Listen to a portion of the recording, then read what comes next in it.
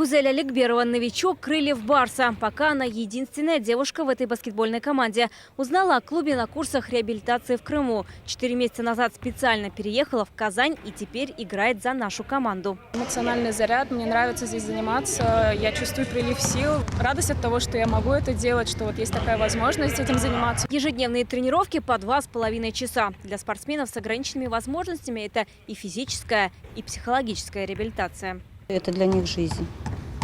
Это окно в мир, это отдушина, это еще и коллектив, к которому они уже привыкли, место, где они общаются, встречаются. А еще побеждают, и это не только победы над самими собой, но и над соперником. Крылья Барса лидируют после первого тура чемпионата России по баскетболу на колясках. Они обыграли команду из Санкт-Петербурга, которая не знала поражений на протяжении 15 лет. Сейчас у игроков усиленная подготовка. Мы наигрываем пятерки, которые будут играть, и взаимодействие. Соответственно, комбинации какие проходят, какие получаются, вот, и их разрабатываем и надеемся до Питера донести в своих головах и все воплотить это на турнире.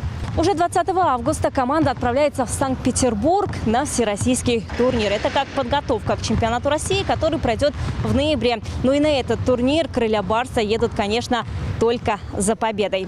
Вероника Гайнудинова, Ильшат Мухаметов, ТНВ, Казань. Закажи рекламу на ТНВ. Телефон в Казани 5 705 100.